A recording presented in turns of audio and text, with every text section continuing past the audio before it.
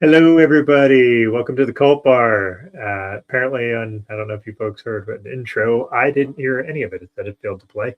So Oh, I apologies on that. did. Yeah, I did not. So I don't know why it did that on my screen. Anyway, welcome, Renee. How are you? I'm good. Good. Yeah. What are you drinking this evening? What's in your glass? It is called a Magic Bus, and it's tequila, Grand Marnier. It's supposed to be triple sec, but it's whatever. It's Grand Marnier. Cranberry and orange. It's a variation on a cocktail. Like it seems like every time someone wants to make up a cocktail, they put cranberry and orange juice in it. But Magic Bus, you'll find out why later. Mm-hmm. Oh, that's really nice. Yeah. Very nice. So I'm going to take you on a small journey here for my drink. I was listening to I'm watching this show, right? And then I was like, I need a cocktail. So I started looking up and I was looking up Paranoid and Paranoia, and all those are like crazy complex cocktails. I'm like, that's too much. I don't want to do all that. And then I was like, okay, what about Psycho? And then I'm like, then there was one called Psycho Killer. And then I was like, okay. And then they made mention of the movie American Psycho. Oh, did they? And so what I am going to do is this. I'm very sorry, sir. J&B straight and a Corona. Would you like to? I forgot that was the drink order in that. And a Corona. I like both things, but ooh. So I've thought about that. I'm like, oh my God, that freaking scene. I haven't seen that movie in a long time. So yeah, anyway, cheers Fun. to the. Also, I couldn't find J&B, so this is Monkey Shoulder. It's a blended whiskey. J&B is a blended whiskeys. Yeah. And Monkey Shoulder is such a really nice, smooth blended whiskey. So, followed up a little. Found a little 6-pack of 7-ounce Coronas, which I thought was perfect.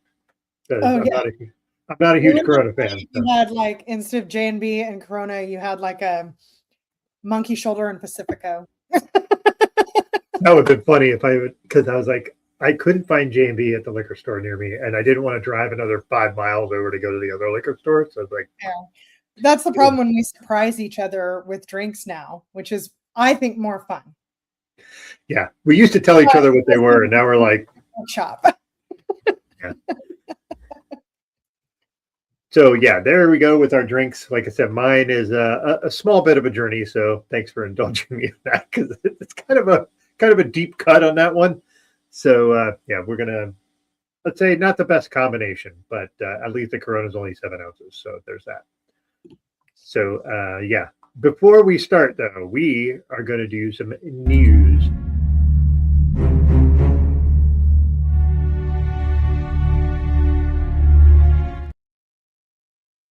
Oh, I think I see. It's my first time putting news up, and then I went and did it too soon. Sorry, guys. So once again, this is one of our early news items, and then a couple months ago, it was our episode. Paul Mackenzie, the death cult in Africa, he is being charged with more murder. 52 new deaths, as they have found more bodies, unfortunately.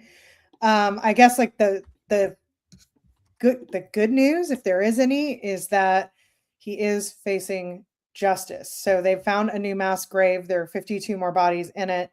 This just keeps growing and growing.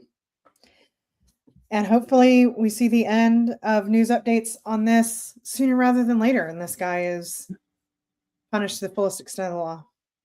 And that's it. That's the news. It's very depressing, but also in its own way, good news. So, yeah, seeing some justice come out of that, considering just how horrific all of that was and still is. I mean, finding more mass graves, that's nuts. That's just nuts.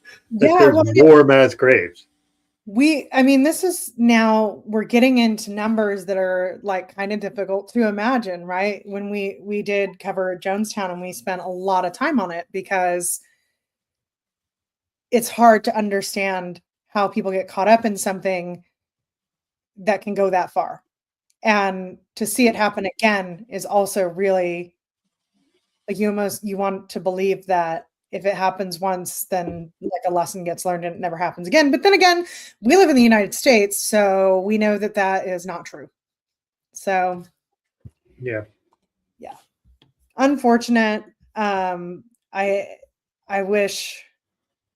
hope that the families at least are getting closure and they're able to identify those bodies. So I know that some of them, that is actually a major challenge that they're facing is figuring out who all these people are. So Sure. In a mass grave situation too, all the bodies like intermingle and like, especially if they're decomposed, there's a whole host of problems with trying to identify folks in the middle of that. So I hope those folks get to find out where their loved ones are and that guy gets what he deserves. So that was one of the weirdly, we've covered a lot of rough ones, and that one was really rough.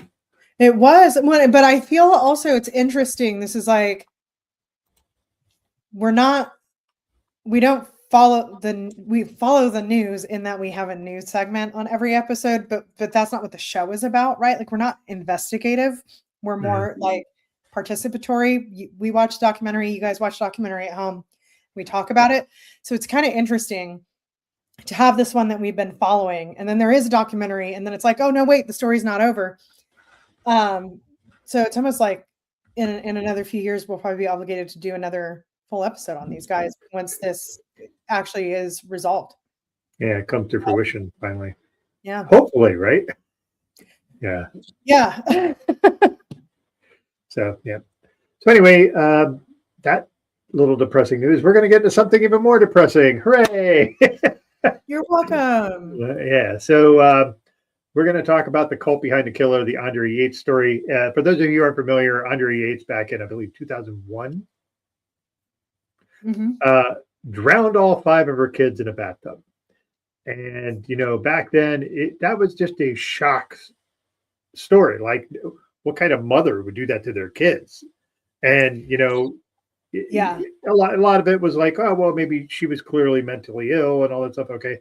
But what never really was thought about or talked about really until you found this was the idea of a cult that was kind of pushing her around mentally. I also, though, and I one thing I wish the documentary had hammered a little harder is the effect of postpartum psychosis, because it almost felt like they wanted to say it was one thing or the other, when the reality is, of course, that what we saw is this is a time that postpartum depression wasn't really recognized, and postpartum psychosis is even rarer.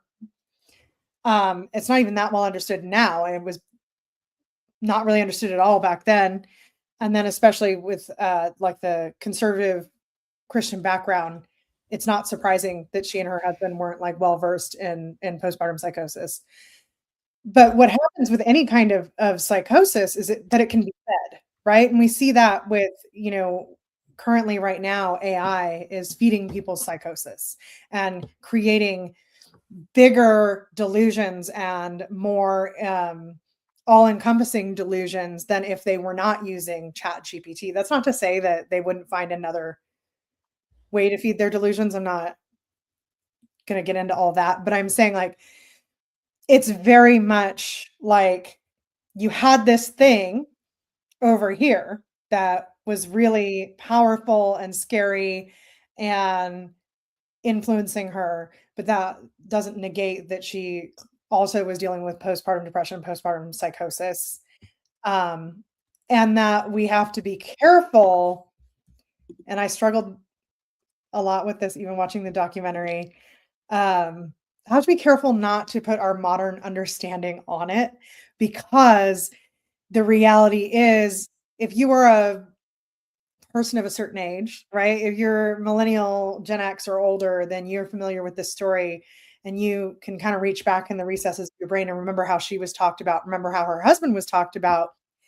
People were not talking about postpartum psychosis as like a thing that could be treated or helped. They were talking about it like, well, it's just a thing that like lets evil people act, basically, right? So there's a lot to keep in mind here. I guess this is a good place for trigger warnings. Trigger warning. There's a lot of misogyny here. There is extreme child abuse because it's not just her story. There's religious and coercive control. There's a lot of talk about postpartum depression, postpartum psychosis, the religious influence on childbearing, which I think I wouldn't go as far as saying that it was forced, but I think that their religious beliefs kind of made it seem like they didn't have a choice. Mm-hmm.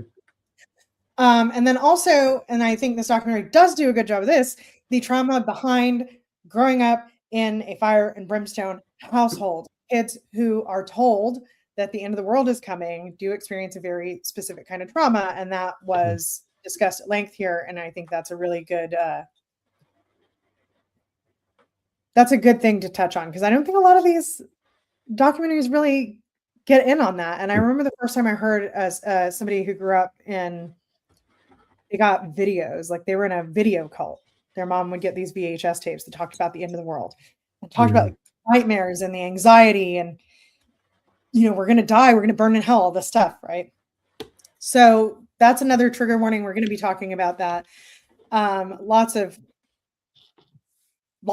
trauma from all sides. There's homelessness, there's poverty, there's, I mean, you just physical really abuse too. Yeah, you really want to be careful with this one. Yeah. So yeah, there's a lot to be said, and we'll talk about as much of it as we possibly can, and we'll hit on everything that we can. But there's some things with this documentary to get a little bit into the weeds a little bit. You made a suggestion on taking notes on this, which I tried to adhere to. That was a little more difficult taking notes, but I think in the end, the organization will be a little better, I hope.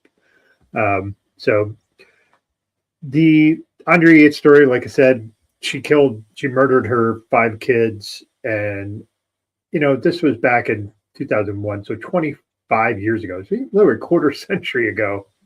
And I remember hearing about it, but, I was also, I was in my late 20s myself. So like, I was kind of not as paying attention. Like we weren't back then as inundated with news all the time as we are now. Yeah. Well, and this was it. What was interesting, I had a conversation with a friend about this too. This is around the same time that the Susan Smith thing happened. There's another mother who killed her children that was also very sensationalized in the news.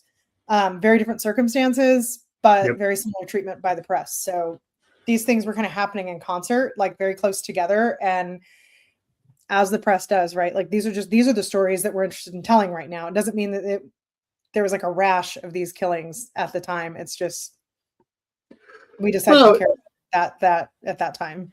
Yeah. And it was also like, there's a whole kind of concept with news is where it's like, if it bleeds, it leads. If something's sensational or something, like they're going to lead with that. And yeah, it's post the OJ Simpson trial. True. We could do a whole different live stream and meet like once a week for like a decade and not even get close to getting the impact on the news, getting into the impact on the news that trial had. So yeah.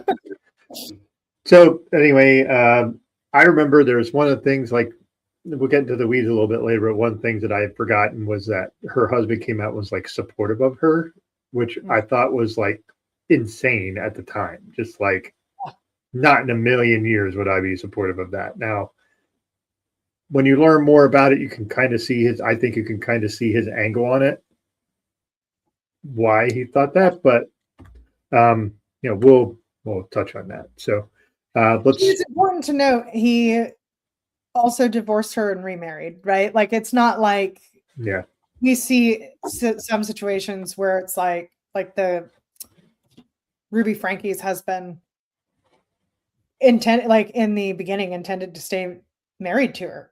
Like, this is just another hurdle we have to get through. And then in the end, he didn't. But I think that there was a little bit more realism. I think he also knew, I think he also understood that he bore some responsibility. But he kept claiming that he didn't know. And so we'll get there. Because I think that it's complicated for him. I think Sure. I Sure. believe what he said. Yeah, I don't think it's an excuse either, though. yeah. He also felt very robotic and wooden throughout most of it to me. But so let's start a bit in episode 1. We have a cast of characters in the episode, basically 4 people, right? I think 4 or 5.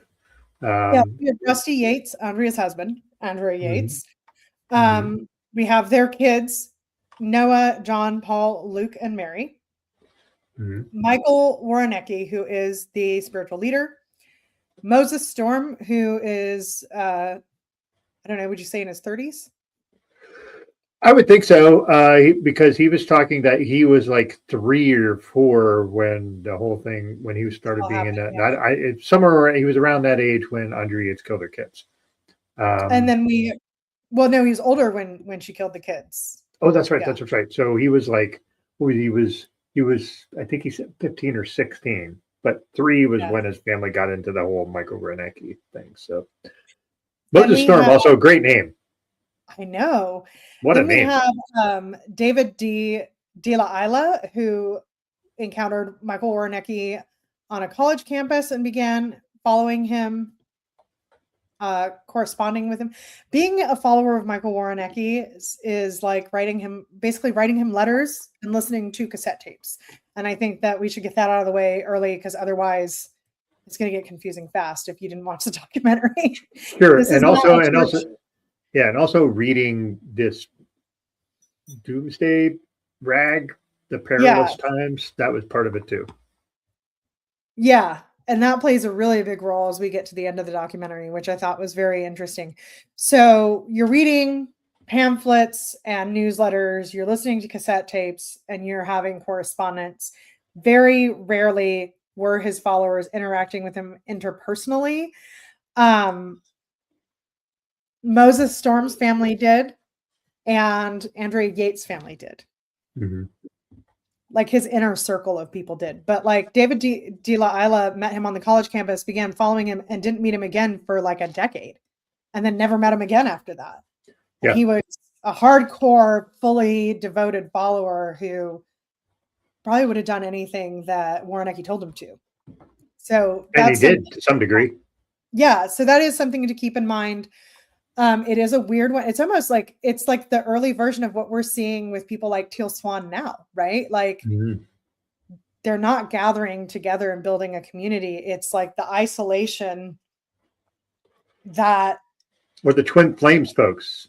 Yeah, there's a bit of that too. In like in an abusive one-on-one relationship, but the impact is very wide, because there's hundreds, if not thousands, of members. We find out there's all these people who were controlled and abused by him, but they didn't know each other until they kind of decided that they were done with him. So that is really, that's another interesting thing, Yeah, and honestly, that was kind of the last of the kind of things that you could probably do that with, where you could get away with kind of because social media wasn't a thing yet. Online stuff was still sort of in its infancy. So like the idea of just writing someone and then mailing you back, here's this cassette tape, is kind of, it's weird in our environment now. But back then, that wasn't super unusual. I feel like it's this is going to be a weird analogy, but I think that it's one of those things that kind of, it works the way that bad TV worked better back then too. Because you have this space between where you get to fill in all the meaning you want to fill in, and you get to be excited about the next thing, and you're not necessarily going one thing to the next, like boom, boom, boom, and noticing where it doesn't connect or make sense. You are getting the space. With bad TV, you just forget the stuff that doesn't make sense. And with this, I think people really, they just inserted what they wanted into those spaces. Yeah, it's almost like he's like it was a public access channel, like kind of like vibe, like you could envision yourself turning into public access, and there'd be this freaking wingnut just going on about the end times and that. I could see. Yeah. I would like to point out one thing that's really goofy is David de la Isla, or Isla. I'm not sure how you pronounce it. They didn't really specify. He is a member of Tau Kappa Epsilon, which is the fraternity I was a part of. Oh, really? I was like, shit, he's a Teak brother. Oh, my God.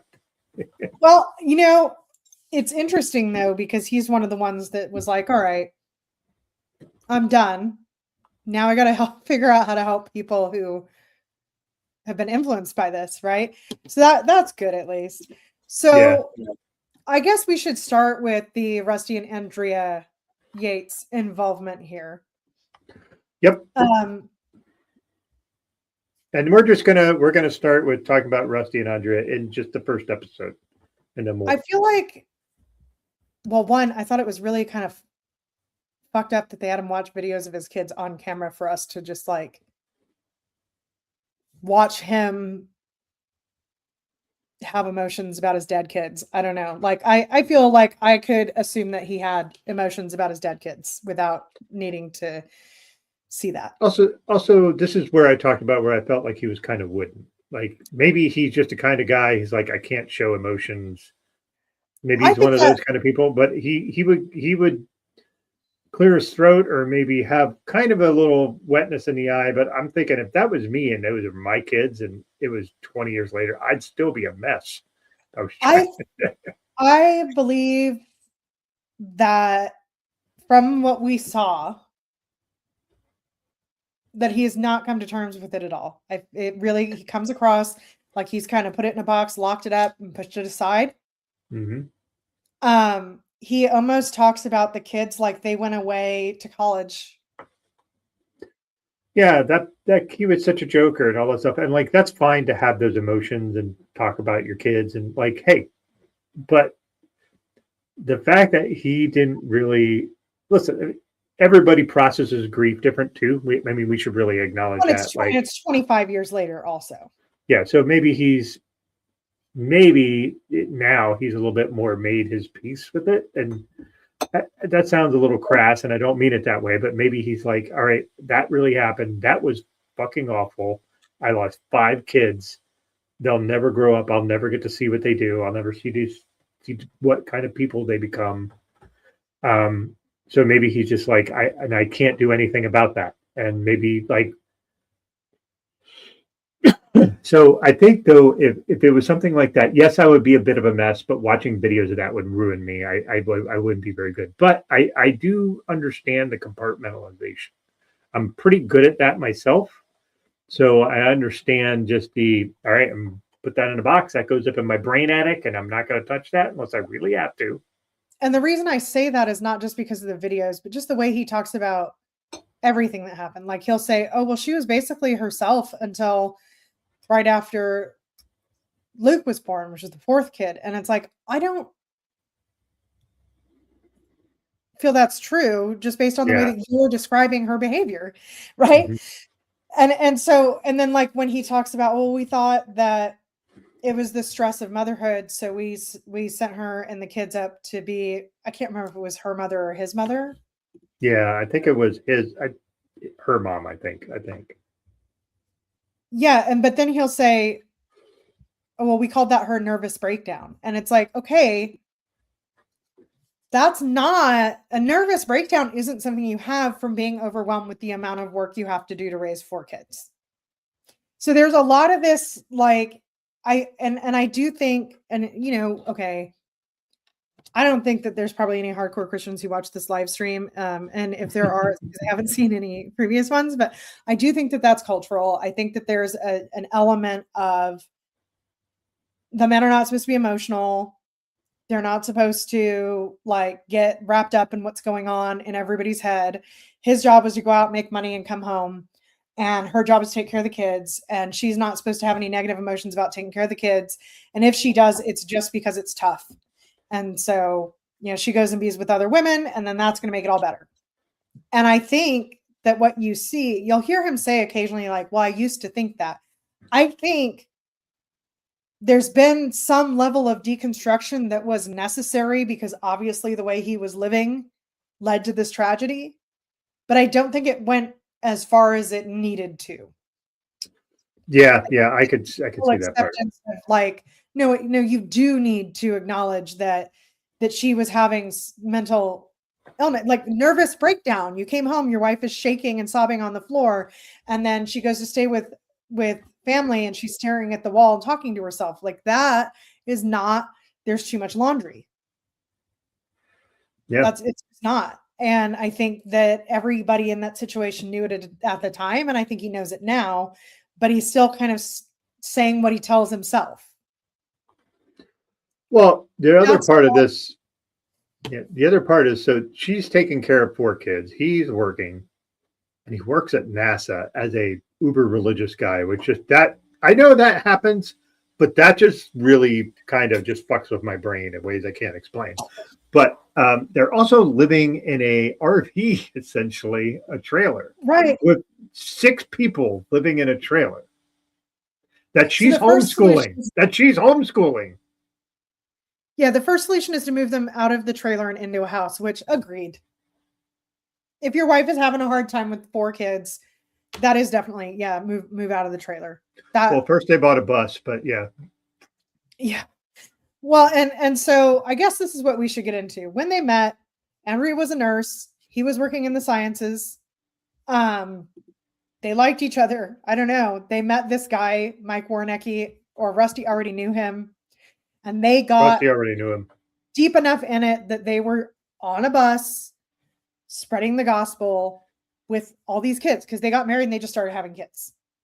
And the agreement they made when they got married was, we're not going to do anything to prevent having kids. Again, I think that has to do with his religious background, because he said when they met, she didn't really have a religious background like his. Mm-hmm. But she got into this stuff. And I also think that he distances himself from Warnecki in a way that is disingenuous. That's my opinion. I don't, I don't have proof of that, but agreed. I agree. I think there's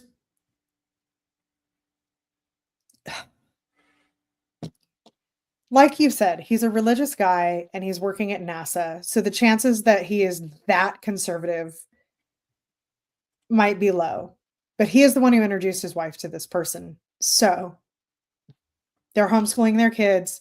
They're living on a bus, spreading the gospel, hanging out with this guy. To say, well, I just stopped talking to him, but I didn't control what she did, is kind of like, well, but you knew. Yeah. Like you knew and you were okay with it. And that's something that I think is okay to admit.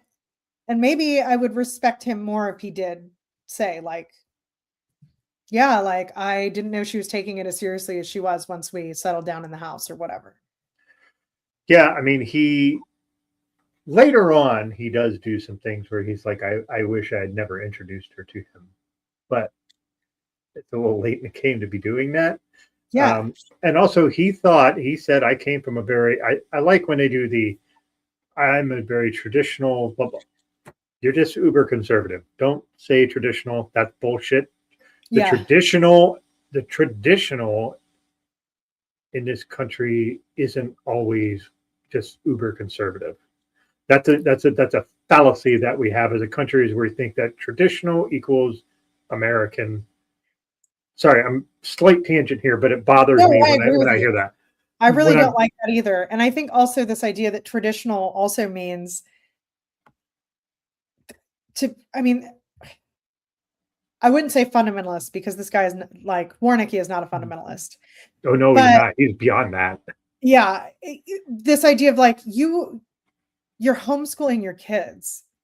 Your wife immediately dropped out of the workforce when you started having children. You decided not to use birth control. This is not traditional. A traditional Christian family might have a stay-at-home mom and a dad who goes to work, but they go to church on Sunday and their kids go to school. Mm-hmm. That's a traditional American Christian family. Nothing you're doing is living on a bus and driving around the country is not traditional. And doing street gospels with your tiny kids is not traditional. And he just sort of, we only know that they did that because Moses Storm, who grew up in a family similar to the Yates, that was doing all of this at the same time tells us he was very aware of them because their family was doing the same thing. And he felt they were a threat because Warnecki told this story that there were only a certain number of slots in heaven, and it made everybody afraid that they weren't going to get one. So in Moses's mind as a child, the Yates could get those spots in heaven and then he was going to go to hell. Mhm. So he was very aware that they were also living in a bus, just like we're living in a bus. They're also street preaching, just like we're street preaching. So yeah, it's very weird. It's like he wants to pretend that they met a couple times and then Andrea started writing him letters and he didn't even really know about it. And it's like, well, that's clearly not true. Also, this was in 2000, in the 90s or late 90s, early 2000. How the fuck was he working at NASA and traveling these places? I am assuming Because there was no remote work back then. That was not a there thing. was contract work. And what I think was happening is that he was probably getting short contracts, working for a shitload of money, going on the road, and then going back for a short contract when they needed more money. Then when they moved into the house, he went to work full time. Yeah, that kind of makes sense because I was just like, how is he pulling this off? Because they weren't living in luxury on this bus. It was literally a bus. Yeah, and we should talk about the bus because they bought the bus from Michael Wernicke, and Wernicke proclaimed it to be this really like fantastic shape, and it wasn't. It was just kind of this bus with not great shape. So, that was Moses's family, wasn't it? no, that was that? remember, no, because Rusty Yates said we went to go look at this bus that Michael Wernicke told us was fantastic and in great shape. We've upgraded our bus, so we want to sell this one, and like everything, it's a grift. Like he grifted David the Eichler out of a bunch of money. He said $20,000, which that doesn't sound like a lot now. That was a lot back then. So it was a grift. They bought, and the kids wanted the bus. He said the kids wanted the bus. I'm like, yeah, don't listen to your kids when it comes to housing. Oh, Jesus bus. Yeah. This is the other thing that I don't like is he says he lost touch with the Warneckis after Luke's birth, but didn't discourage Andrea from continuing to write. That is such a lack of accountability. Yeah, and you're supposed to be the man. You're supposed to be the one that runs things, right? That's how that's supposed to work. That is what it is, right? It's like, well, you're the one educating the kids. You're the one at home with time to write letters. So, like, that's your job, and my job is to go to work. What? I don't believe it for a second. I'm sorry. I just don't. And I think it's important on a lot of levels. Okay. You know what? I feel like I'm getting off track from what I want to do. I have so much more empathy for this guy than is coming across right now because his lack of accountability is very frustrating. But I do think that a lot of it probably comes from the way he was treated in the press. Mm-hmm. So I'm going to stop beating up on him for a second and move back a little bit.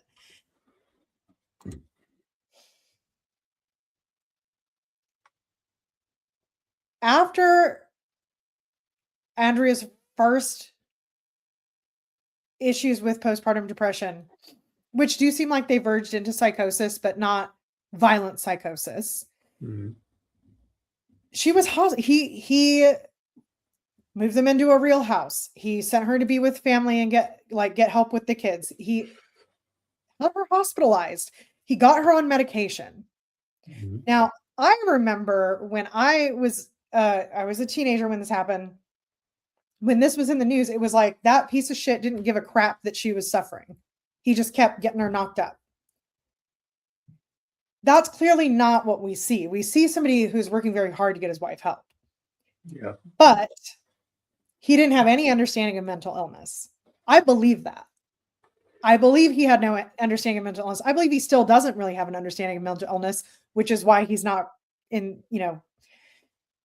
able to be accountable for his role in these things, right? But So that is not atypical of Christianity, because they don't. A lot of the fundamentalist evangelicals really do not believe in like therapy and all that. They don't believe in right. mental illness on that level. However, they will use that as a scapegoat for quote lone wolves who shoot people in schools. But Right. be that as But it I may. would say that even your average middle of the road person in the late 90s wouldn't necessarily be going to that lengths to get their spouse psychological help. Yeah, that's quite true. It just wasn't common at all, and it was even less common in conservative households. So I do want to point that out, because it does change the narrative that we were presented. When you realize he says he talked to the doctors and they said, well, this could happen again if she gets pregnant again. And he left believing basically that, like, the problem is that they waited too long to get help. And that if this happened again, they would just get her help right away and get her the meds right away and it would be okay. He said it was like, to me, it was like the flu. Yeah, what a comment. But I believe that he thought that. And I believe that they didn't do a good job of explaining it to him. That's quite possible. I hear people get explanations of mental illness now that sound like the dumbest shit I've ever heard. And we talk about it regularly in open discussion. Mm-hmm. 25 years ago, if you said postpartum psychosis, people were like, what the fuck are you talking about? I've never even heard those words together. Yeah. So I think, there's this thing of like, he was not sat down. Andrea was not sat down and told there's a massive risk of serious mental trauma happening if she gets pregnant again.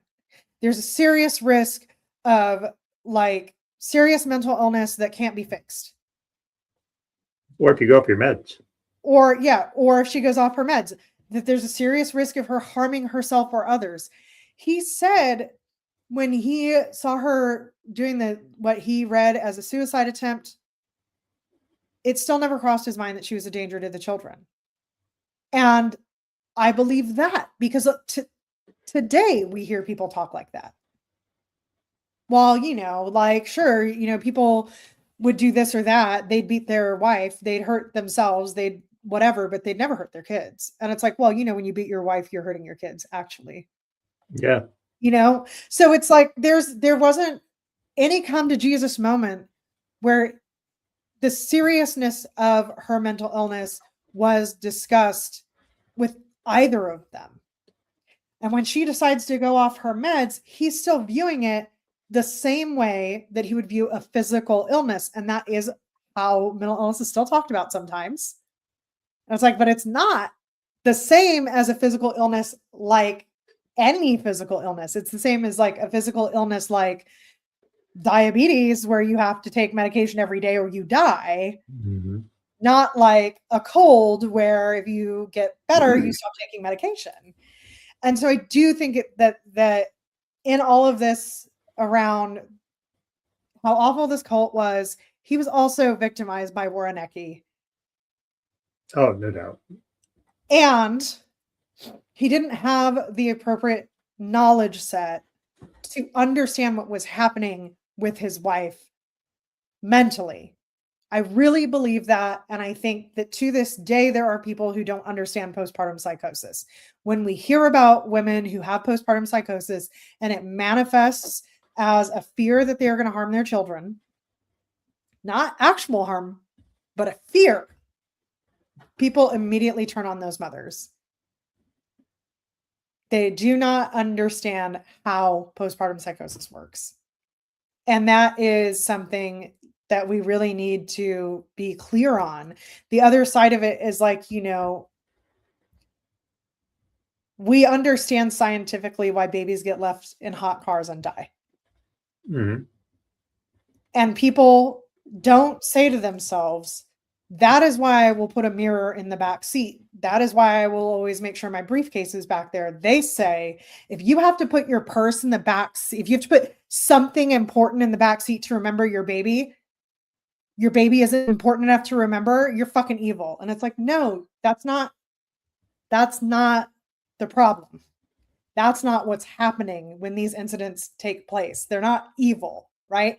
We have a tendency, because especially if you're a parent yourself, you can't imagine wanting anything terrible to happen to your kids, that if somebody does something that results in harm or, God forbid, death of their child, they're a piece of shit, they're evil. But with postpartum depression, postpartum psychosis, with things like leaving your kids in the car, a lot of it comes down to things that are outside the person's control and are preventable if you acknowledge it can happen to you. The person who's most at risk for any of these horrible things happening to their kids is the person who's like, couldn't happen to me. Because they're not looking for the signs. They're not taking precautions. They're not talking to their doctor, whatever. So I do want to get that out of the way, because like, God, this guy drove me nuts. But at the same time, I think that he was also done a disservice by the doctors that treated his wife. And I think he went to lengths a lot of people wouldn't have gone to get her help.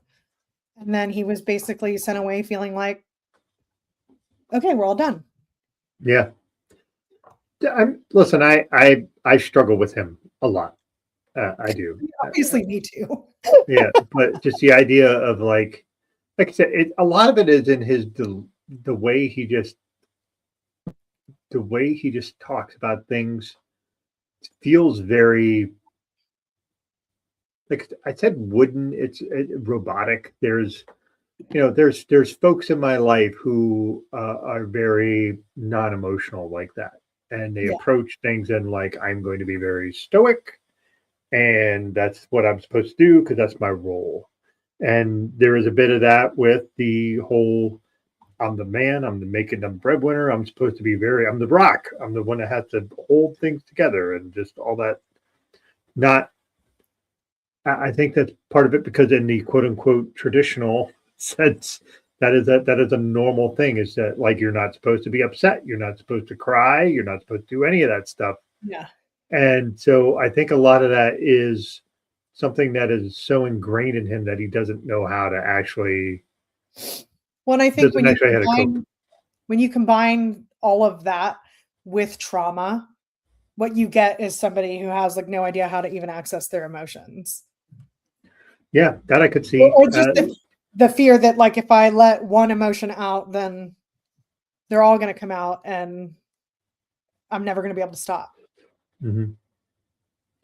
Yeah, there is just on just like a purely personal note, like I kind of, as much as I kind of wanted to style myself as someone who's, evolving and all that stuff, for a long time, I was very much not a person that would, I always thought in a stressful situation where there is grief, I need to be the one that people can rely on. They can cry on my shoulder, and I'm there for them.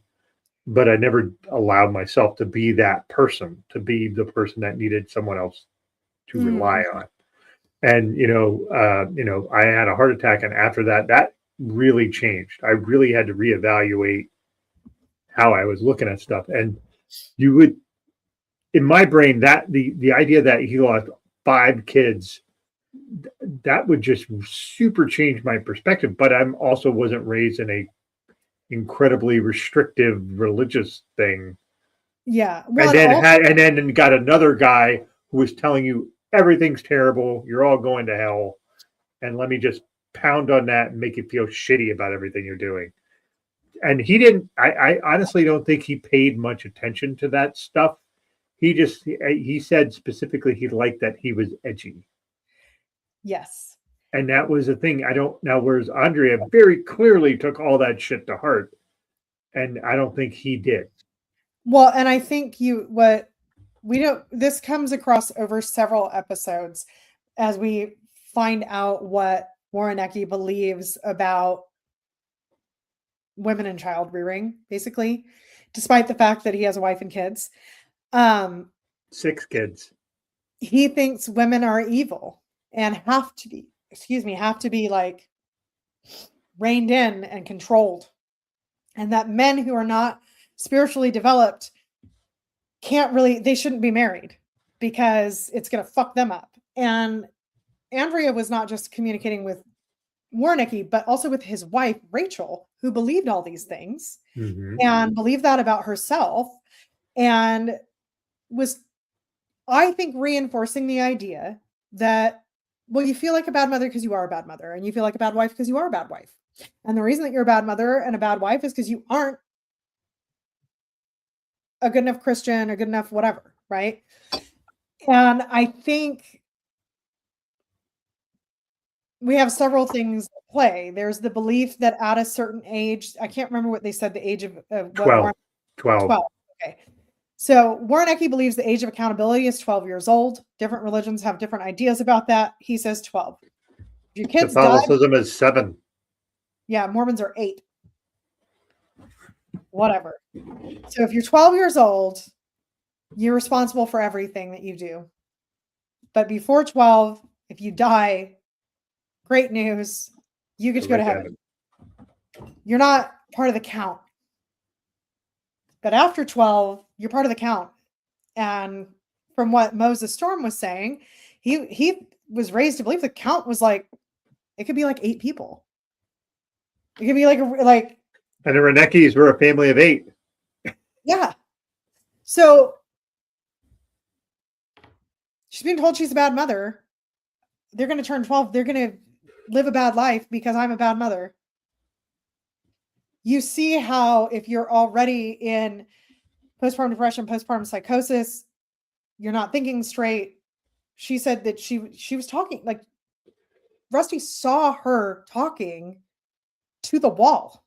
That really, not even just in the moments before this happened, but like while she was staying with family and he was there, like it was a thing that happened.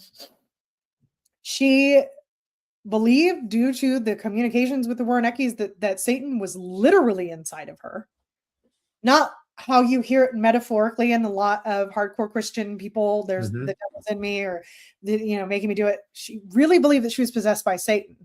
Well, somebody possessed by Satan is not going to raise children who are going to make it to heaven. Then we find out in the last episode that the last newsletter that went out had a whole thing about evil, horrible women who are raising children that are going to stumble and burn in hell. So when you hear that she very calmly called the police and just said, send a police officer over, and very calmly told her husband he needed to come home, and just was like, yep, I killed my kids. It sounds really fucking evil. But then you think, well, maybe Moses's reaction is right, where he was like, oh, she did it. She saved them. Yeah, he even said to Rusty later on, like, I was jealous because I was beyond the age of 12. And there was no chance that I was going to be there. And I was jealous of your kids dying. And that's quite a fucking thing to say to a guy who had 5 of his kids killed. I think he needed to hear it, though, because that was after he met with Moses, was the first time he acknowledged truly that Warnecki was dangerous. Up until that point, it was like, oh, well, he had influence, sort of whatever. But she was really mentally ill, and it was not. He kind of always leaned on that versus the fact that Warnecki had all this way of affecting her, and Warnecki's wife too, because Warnecki's wife was like, she was fucking awful. She was just as bad. Yeah. To Andrea specifically, just being like, you only have this amount of time. You really have to get your shit together because you need to save your kids. And otherwise you're going to hell and you don't have anything you can do about it. And, Andrea, like the one thing the documentary does really well is gives you a line of thought on Andrea Yates that I'd never thought of. Just like I never knew the depths of how hard the postpartum hit her, or how deeply disturbed she was because she had all these factors. She had the postpartum. She had this guy telling her that no matter what you do, you're not good enough. And Renecki was a shithead. He would say, just, you're never going to make it. You're just not. You're just not there. You're not going to. And he would just, like, he didn't give people hope. He just gave them fear on top of fear on top of fear.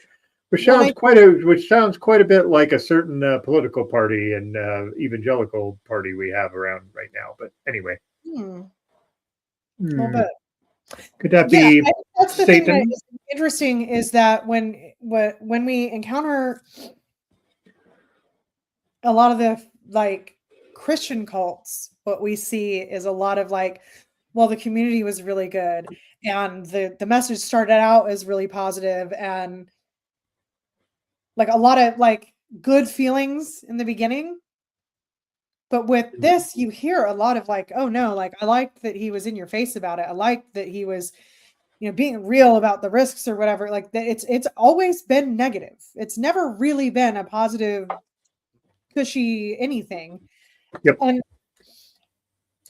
I think that that's worth noting because the likelihood of somebody who's already vulnerable attaching to that is so much higher. Because it's like, well, you're telling me I'm a piece of shit and offering me some path to get through it while being honest with me. Finally, someone's being honest with me. Everybody else says I'm not a piece of shit, but I know I am. So at least this guy's being real. And I think that that is a way a lot of very vulnerable people feel. And that's why it worked, I think it's worth getting into Moses's story now because we've talked a lot about Andrea Yates, and I don't think that we want to get like super deep into.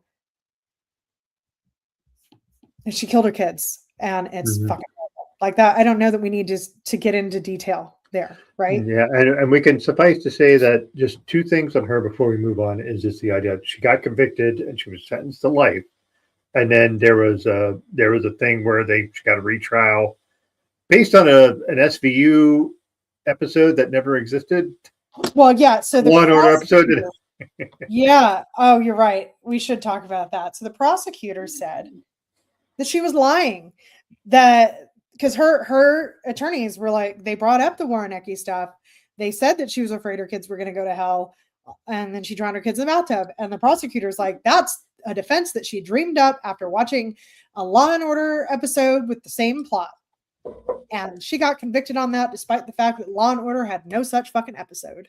Yep. She got a retrial, and that is like those. Even then, the jurors had some holdouts. They requested a full copy of the newsletter, and that is where they went, holy shit, yeah, like, yeah. Yeah, because they'd only seen a small portion of it. But the point I wanted to make there is that now she is still being held in an institution where, if she gets out, I would be surprised. Just because the damage she's had done to her mentally is it's extreme. There's also, if you, I don't know how to say this, like, this is my opinion, so I'm not legally responsible for how you take this opinion. There's also a suggestion that some of the places that treat people who are either considered incompetent for trial due to mental illness, or who, like Andrea Yates, are receiving treatment because they were not guilty by reason of insanity, protect the patients in certain ways. And so knowing that somebody going out into public life would likely be target of things that would damage their mental health or put them at risk physically, maybe they would not let that happen as easily as other mental hospitals would allow that to happen. For sure. So anyway, let's move on to Moses, but I just wanted to get that out there that she is currently at an institution being cared for, and hopefully she's getting the help she needs. So anyway, let's go on to our guy Moses Storm. Again, great name. When I saw that name, I was like, that can't be a real name. But there's a singer I know. Assume, given what we talked about his childhood. Yeah, but I will say there's also a singer I know who I rather like, whose name's Storm Large, and that's her real name. So some Yeah. people just get the lottery with names. So yeah. Moses Storm did not hit the lottery in a lot of ways, but in the naming convention, he very much did. I can't remember who it was, but very recently someone was like, "Oh my God, I didn't know that Pickup was your real last name. I thought that was just something you used on social media."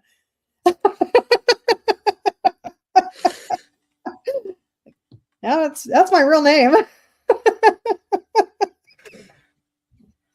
Yeah, I don't have that thing with my last name. I don't get any surprises on that, other than the fact that people try to misspell it all the time. But yeah. So Moses was the fourth of 5 children, and his mother was the niece, Michael Warnecki. That's how they encountered him. Mm-hmm. Because almost everyone else we speak to encountered him at a college campus. That's how Rusty Yates met him. That's how the other people met him. Different college campuses, because this was part of his thing, right? Can I jump in on that real quick before we go? Yeah. This is very reminiscent of Charlie Kirk. I'm going to be an older man and I'm going to go in college campuses and talk to people who aren't mentally quite fully formed. Yeah, who don't know that they're not prepared to debate me. Exactly. That was just a point I wanted to make, because that's when I saw that Charlie Kirk, the original Charlie Kirk. So anyway, please go. So Moses says, and this is like, okay, this is what I'm going to say.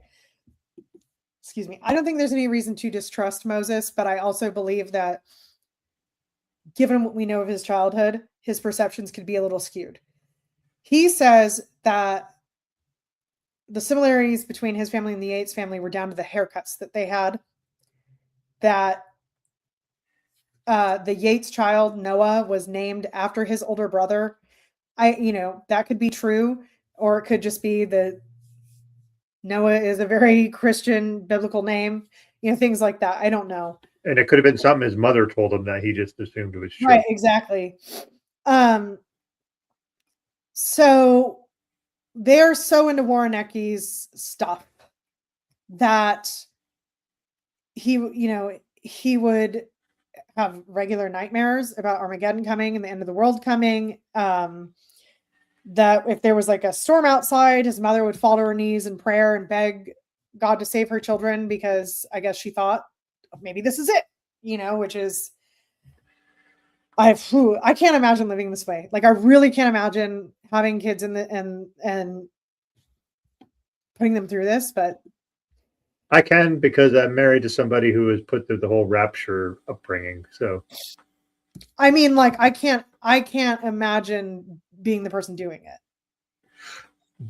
Yeah, that's fair. I'm just saying, like, there were my wife and her sister but had quite a few nightmares about the idea that they'd wake up and their family would be gone and they would be part of the rapture. So yeah. I'm sure that's something in vain, maybe not as severe as what Moses Storm went through, but I can understand. Well, I think it is, though, because the thing about the rapture is the people who get left behind live in hell on earth, right? Yeah, so it is very similar. Yeah. So, and then his sister had visions of the end of the world, of Armageddon coming, and they were so intense that she would beat on herself to try and make them stop. Mm. And this, I feel like, was probably encouraged by the family, that they were real, that they were visions and not, I don't know, hallucinations or daydreams or whatever.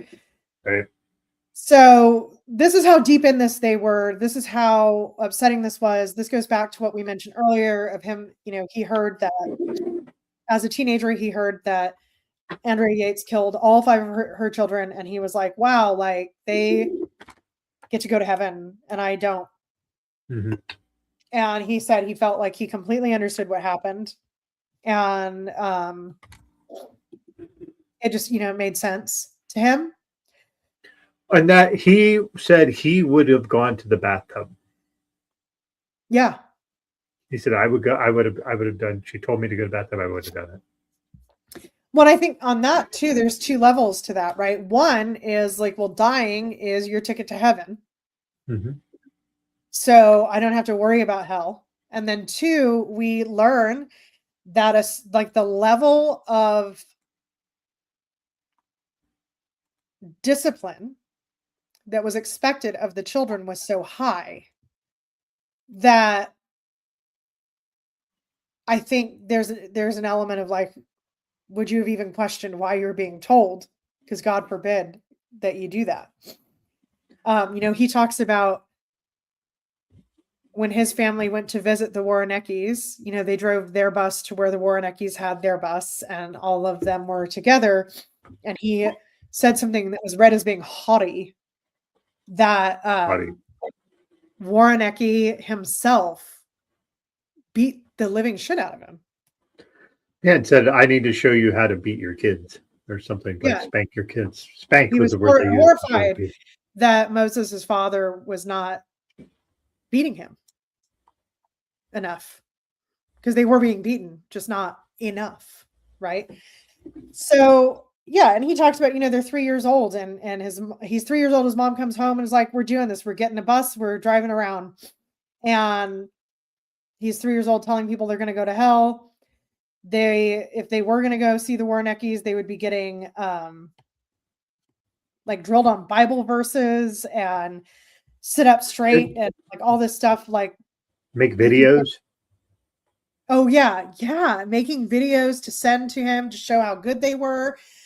And they had all this high pressure because, and this is, you hear it from Moses was a child while this was happening, but you hear this from Delilah as well.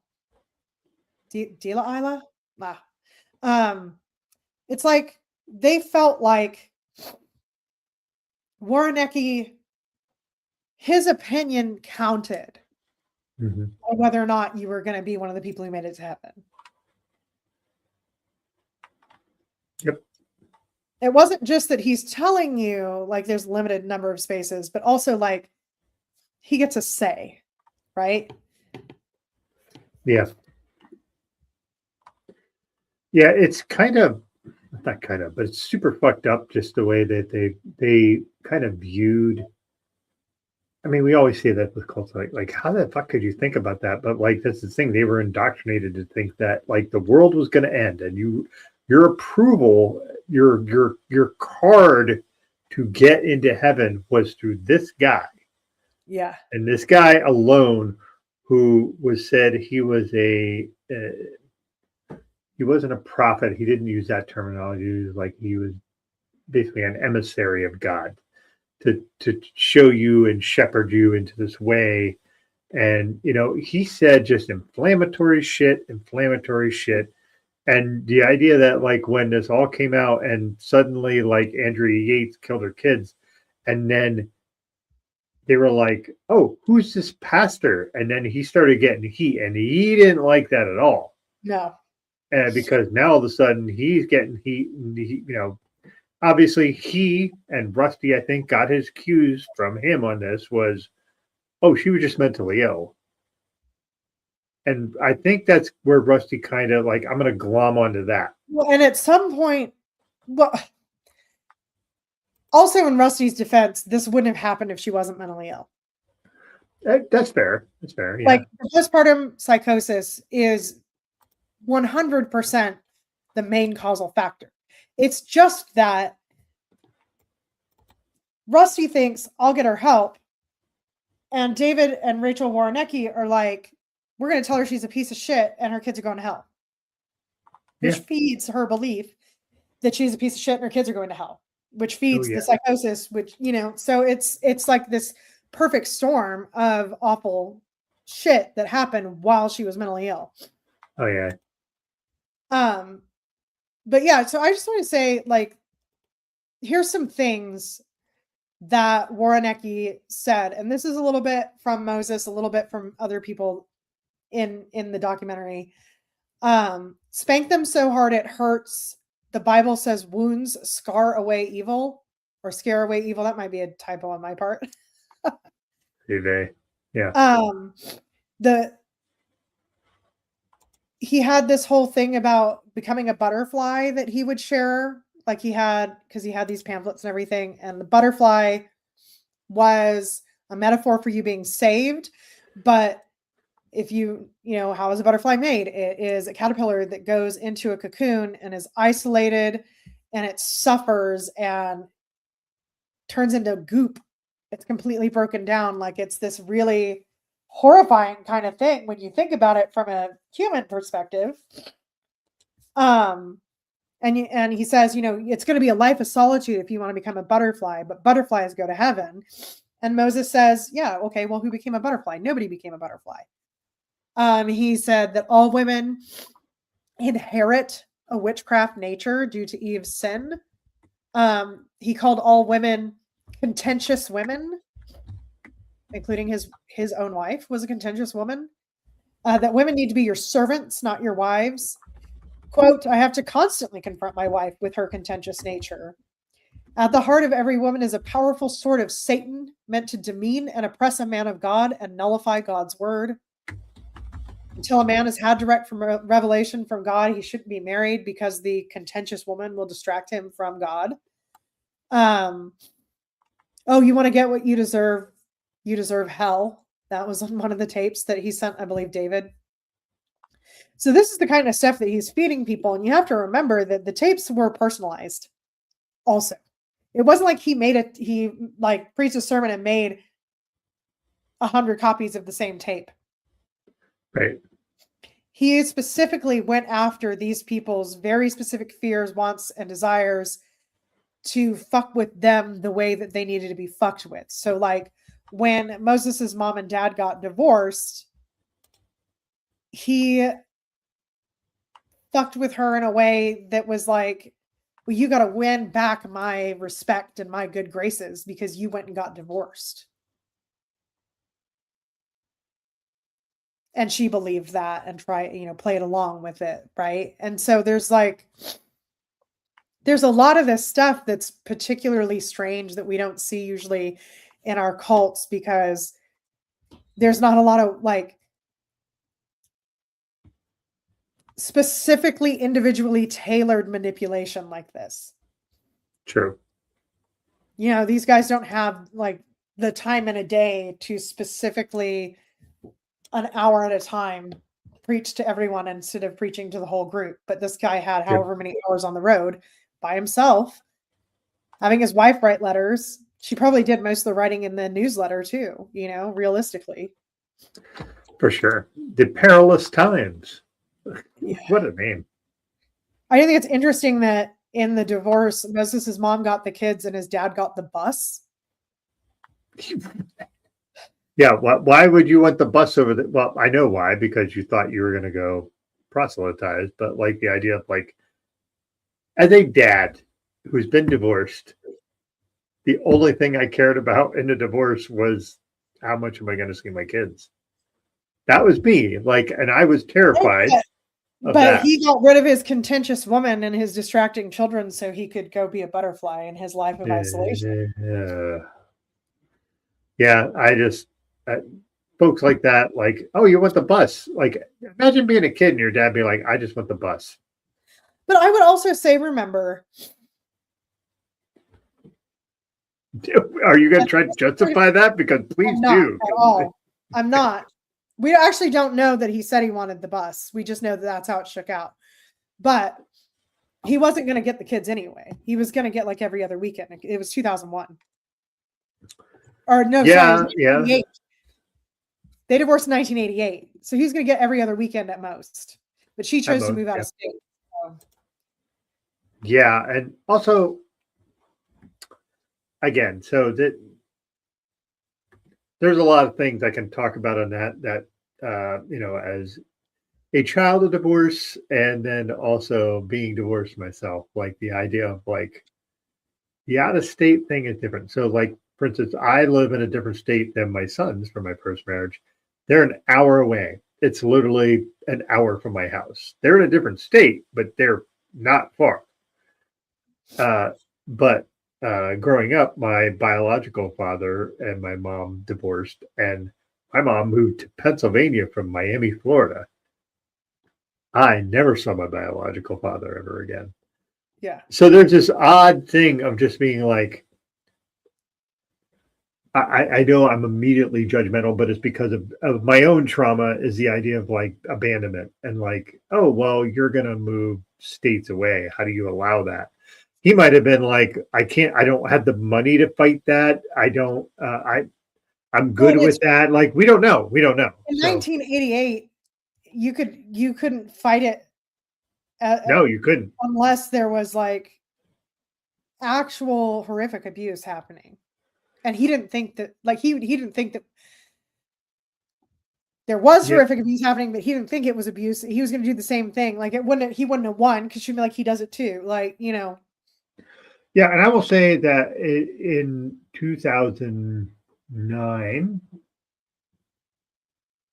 yeah, when I got divorced, my attorney's advice was make your ex-wife happy. That was his advice. I paid that man thousands of dollars, and his advice was do not upset her, because the less you upset her, the more favorable it'll be for you. That was in 2009. This was way before that. So like almost 10 years before that. No, it was in 1988 when Moses' parents got divorced. Yeah. So it was more than that. So it was almost 20. It was 20 years. So yeah, imagine that. So like in 88, you were just kind of the dad. You were just kind of, well, if I'm going to get divorced, I'm going to get fucked on this. Now, granted, the other thing was like in that time, like I don't think women were getting the coverage they needed to help at that point either. So they might have gotten all the kids, but they didn't get any support out of it. Like, so, I'm not saying like, oh, feel sorry for Moses' dad at all. I'm just saying that he could have fought for custody tooth and nail and still only ended up seeing him every other week. Like the most he would have got is preventing them from moving to California. But I also don't think they had an address. So like, that's the other thing. Like, where would this custody battle, where's the jurisdiction of a custody battle when you live on the road? It's very, we would have to have a whole different documentary series to understand how the divorce would even work. Like, no idea. Yeah. So, but the point of making note that she got the kids, he got the bus, is that she then made the kids break into the bus to steal the tapes because she believed that they would get into heaven if they didn't have the tapes. It is funny, just like the weird levels you'll go to when you are just completely indoctrinated into whatever it is. It doesn't, like, in this case, it's religion, but like, it's just interesting how they sent Moses, who was like small at the time, because he was small enough to get in a window. And imagine that he's small enough to get in a window, and he wasn't super duper. Well, he was young, but like he's small enough to crawl into a bus window, which means those kids weren't being fed well because they were living on a fucking bus. Now remember though, this was 1988, and in 2001 he was a teenager. So that's what I'm saying. Like he's younger than me. So no, is he? But even so, being like, hey, I'm going to send you on this mission into this bus, and it's terrifying because it's your dad. Yeah. And I'm going to steal these things. Yeah. But the justification is that's because what's going to, but you're going to steal from your father. But the justification is that will help you get into heaven. And that is just a mind fuck of giant. And now you would get, if it did go to court, that would be, points against you for parental alienation. You have to steal from your dad or you'll go to hell. Yeah, but again, that was damn near 30 years ago. Well, 40 years ago now. Almost 40 years ago, yeah. So, because it's they start with the Yates in the first episode and give us a little bit of Moses' story, and then they kind of go back in time. So that's why the timeline got a little mixed up. But this took place in 88, and then the thing with the Yates took place in 2001. Yeah. And then, I mean, we could spend all day on this, but we don't have all day. So I'd say I'd like to talk about David because I think there's a lot, like, I feel really bad for David. I feel like he lost his whole life in a lot of ways. Not that he doesn't have the opportunity do all the things he wanted to do. But, it sounds like he was somebody who was very driven and like prepared for a very successful life. And then he meets Warnecki and gets really far in over his head really fast. And he does it with one of his best friends. So possibly, the person that you would hope would pull you out of the crazy thing is actually also fully invested in the Also in it. Yep. Also, like he was so invested that he felt bad about having a job because that was holding him back from going on the road and preaching. But then also he's sending thousands of dollars to Warnecki that he could only afford because he had this job. Yeah, it's a weird thing. Like, also, I'm going to say something that's going to sound really weird. David gave me we use the term gaydar a lot, and he was giving me that vibe, but he also was not. He had very clearly had a relationship with a woman who he broke off because Warnecki told him he was not ready for marriage. And then later on, he had a daughter, I think, later on with someone. So like, I don't think it's gaydar. I think it's a version of what you kind of feel when you meet very, very hyper super fucking evangelical men, where you're like, are you compensating with the religion? Yeah, it's just an act or not.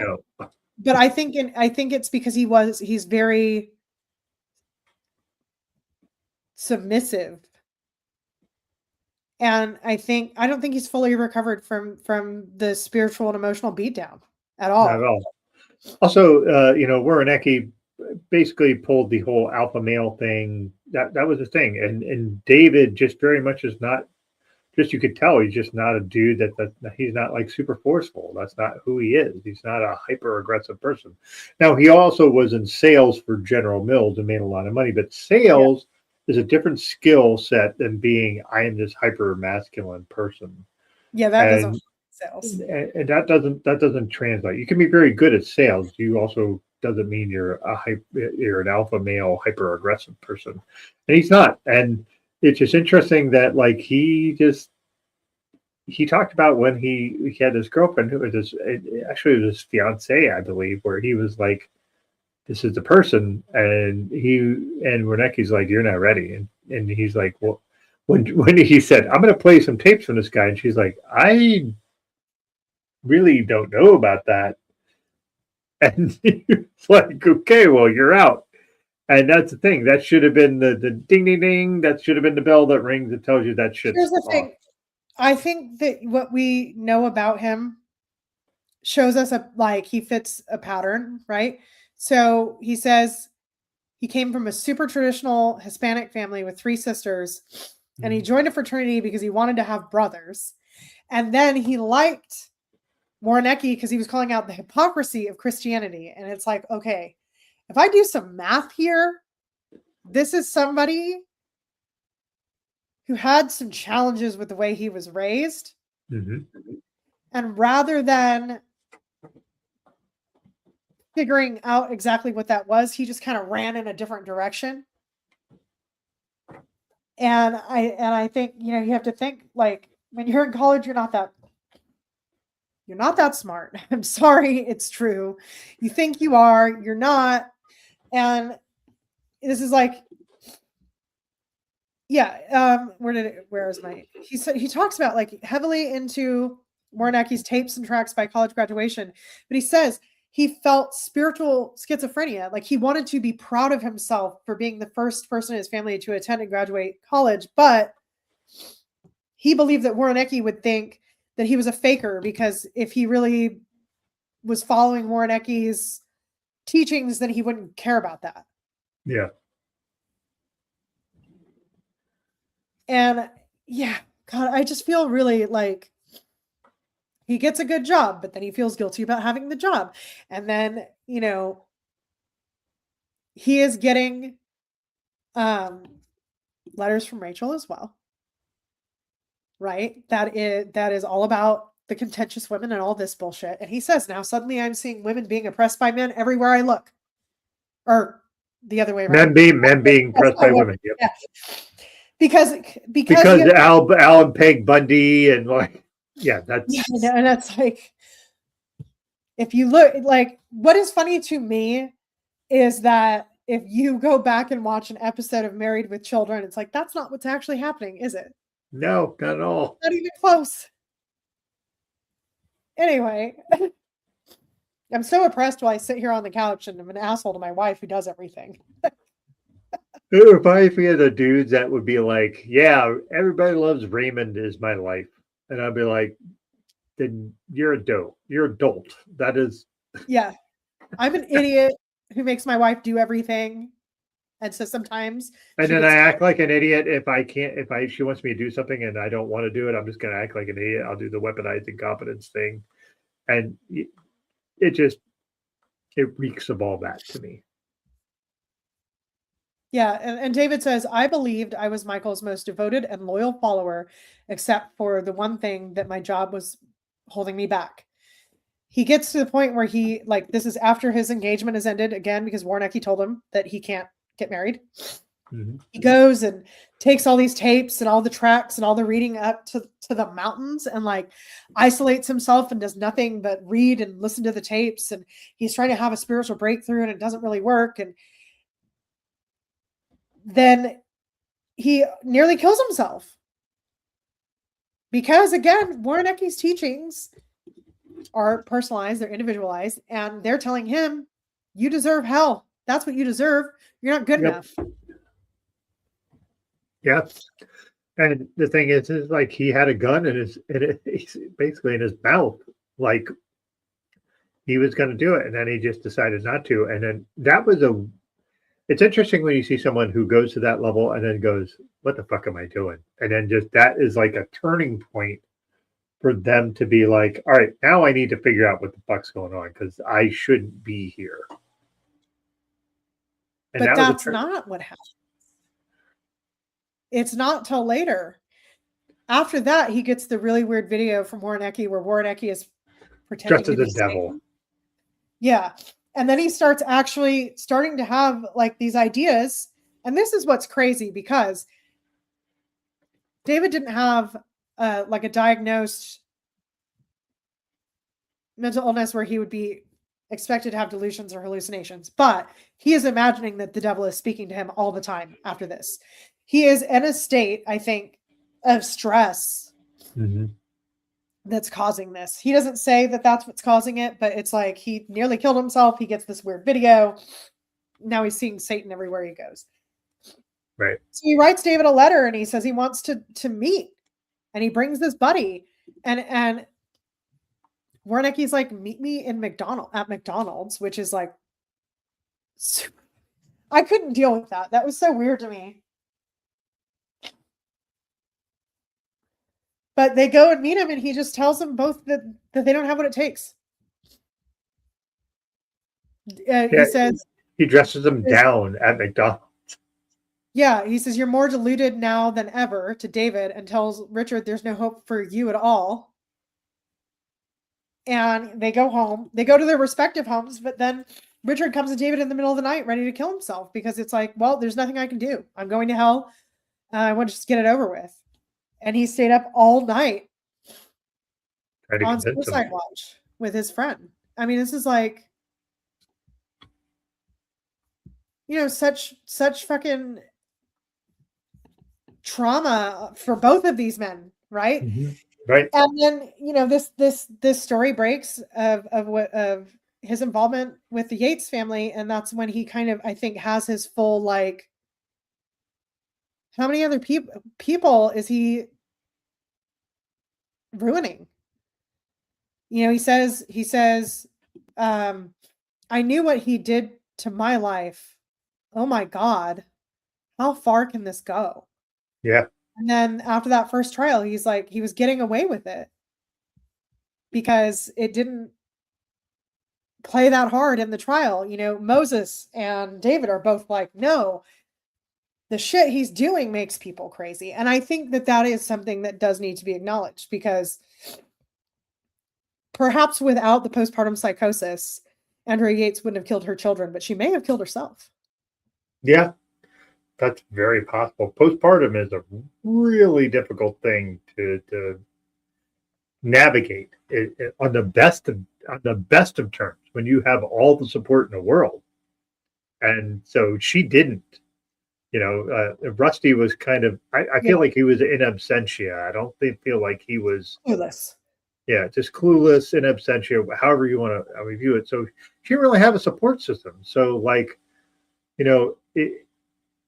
it's difficult for people to be like, well, that's she should have not done that. Yeah, but she thought she was not being a good enough mother to keep her kids out of hell, eternal damnation, and was being told that repeatedly over and over again.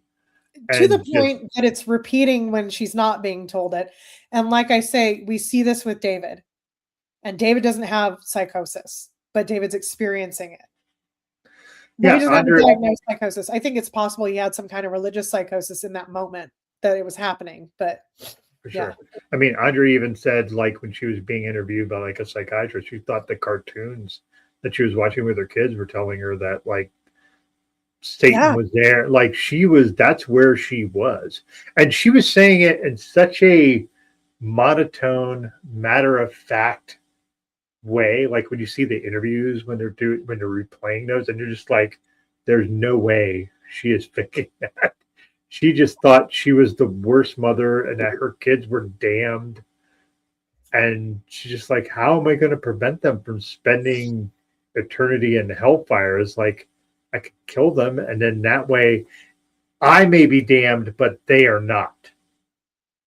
Like, I could see the bridge to that. I could see, does it make sense to folks who are not experiencing a mental crisis? No.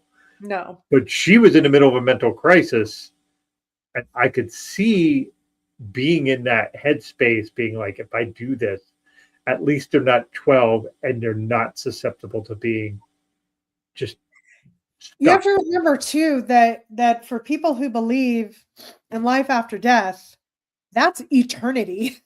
Yeah. So this life is nothing. Whatever happens here is like, so I don't fucking believe in that. So to me, I'm me either. Well, that's crazy. Like, this is the most important thing. But if you believe in that, then it's like, well, either I do this and I cut their time on this planet short, or they're burning in hellfire forever, for thousands of years, for time that is unimaginable to, like, incomprehensible to the human mind. And it's like, okay, that's bullshit. But to them, it wasn't. Billions of people believe that. Billions of people believe that. And in different religions. So, yeah. Yeah, that's what I mean. Like, probably, if you could realistically measure it, probably the majority of people believe in something like that. So you can't say that was the crazy part. That's not the crazy part. The crazy part was where we do this thing as human beings where it's like, well, it's not crazy to believe in God, and it's not crazy to believe in life after death, but it is crazy to do things that you think will protect your children from an eternity of hellfire. That's crazy, actually, right? Because we're asking people to do some, like, that's cognitive dissonance. So when it comes in and someone's telling you what you're doing is going to send your kids to hell, and then you add a mental health crisis in there, it's hard to see it going any other way. When you actually lay out what she really believed, how common that belief is, just about how life works, then add in these specific religious teachings and the postpartum depression that led her, the two things together that led her to believe, I'm doing more harm to my children by keeping them alive and being in their life. What was she going to do? Say, okay, David Warnecke, Rachel Warnecke, come adopt my kids. They probably weren't going to take her kids. No, they wouldn't have. They would not. Not that I want that outcome for those children either. If I had a time machine, that's not what I would have suggested. But yeah, it's crazy because we have these things as a society where we're like, oh, it's fine if you believe in that. It's like, but what is the actual implication of believing in that? The actual implication of believing in that is that Oh, wouldn't it be better if every child died before whatever you believe the age of accountability is then? Yeah, that's a really super fucked up. You're not giving the kids any chance to make any journey of their own to figure out Right. whatever absolution might be for them. They don't have any choice I in mean, that. I'm not saying that's good, but I'm saying like if you love your children more than anything in the world, which most parents do, and you think that after a certain age they might go to hell, you're like, oh, I don't know, like I don't want my Yeah. kids to go to hell for eternity. Like that's what I'm saying, and I hate it.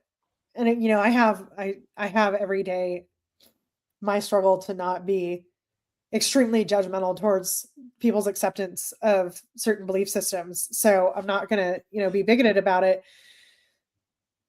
But when you combine this really common belief system that people all over the world share Mhm. with a belief that you're causing harm, that you're teaching them poorly, that is a pretty predictable outcome. Yeah. It's funny because I went into this documentary not thinking that there could be a lot of sympathy for her. Yeah. And I'm not saying I'm sympathetic. I'm saying like I get where all this went off the rails. I would go as far as to say that I am sympathetic. I'm not empathetic. I can't really put myself in her shoes at all. That's a good But way I to have make a distinction. sympathy because, it's like when people say, oh, well, she's going to get the help she needs. I'm like, man, that is like, I hope that she never, ever has clarity. Because, If she gets yeah, clarity and being like, fuck, I killed these kids, my kids, because of this, how do you go on?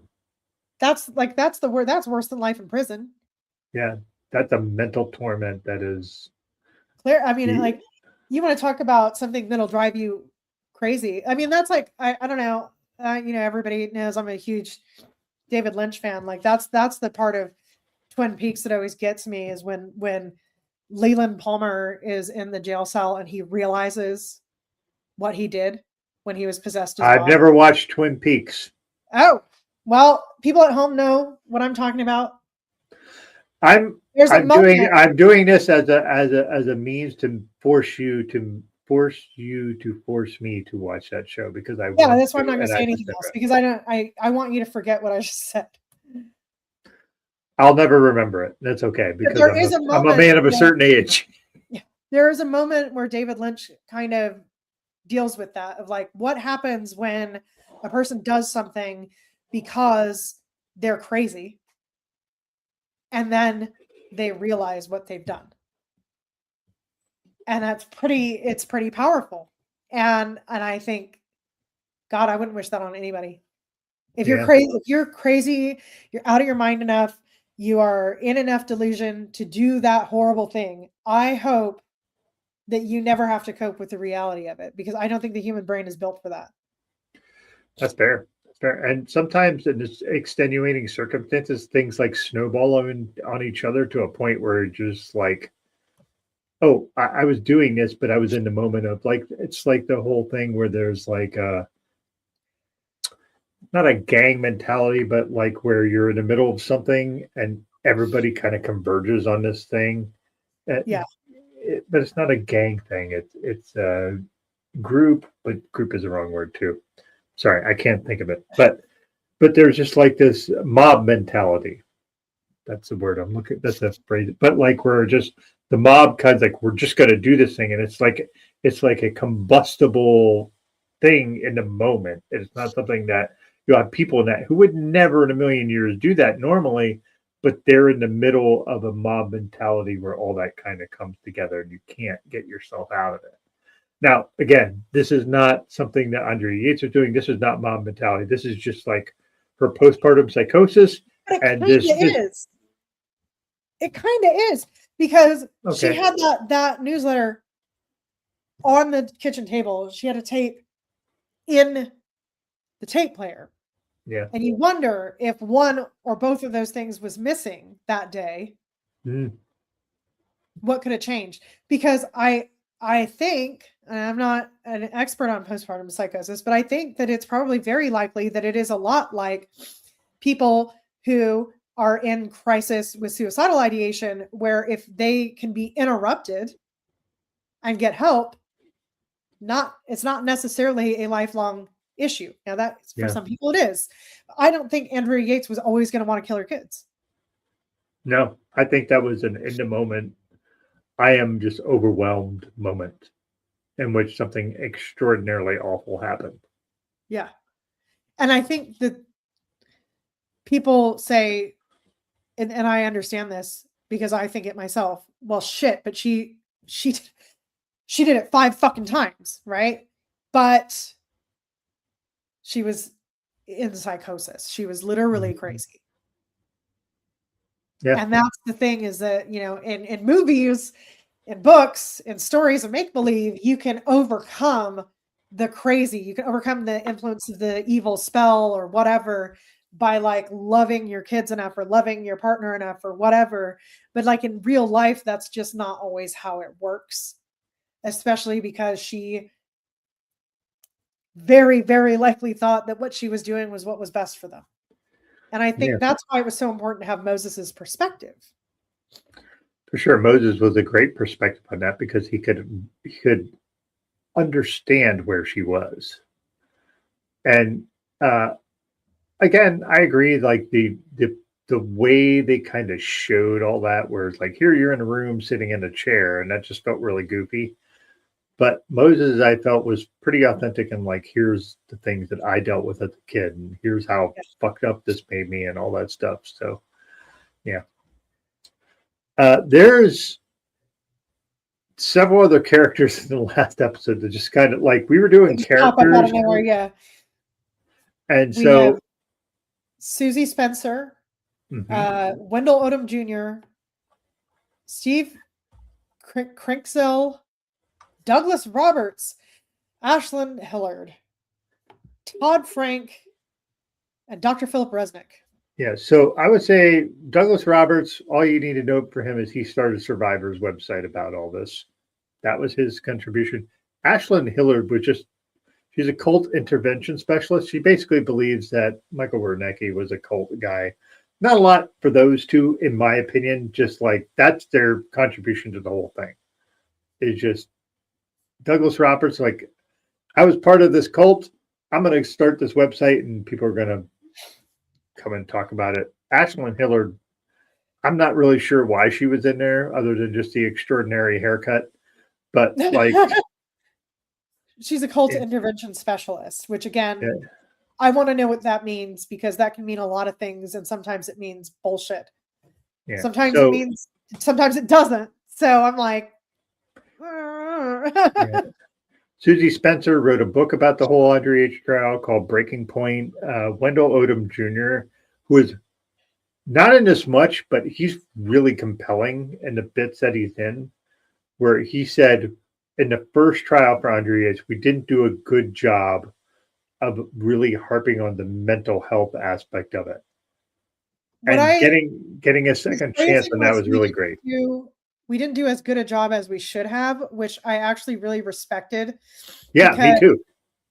To say we didn't do a good job, but to say we didn't do as good a job as we should have kind of acknowledges, like, it was about strategy. It was about a lot of different things, right?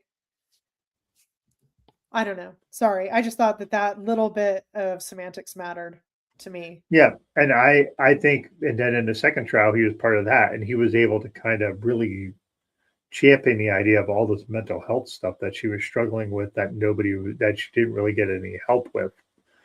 And, the guy, he described how she appeared, like her countenance or whatever. And this is interesting to me because I think that he said, her pupils were dilated. She kept turning her head around to look at things that weren't there.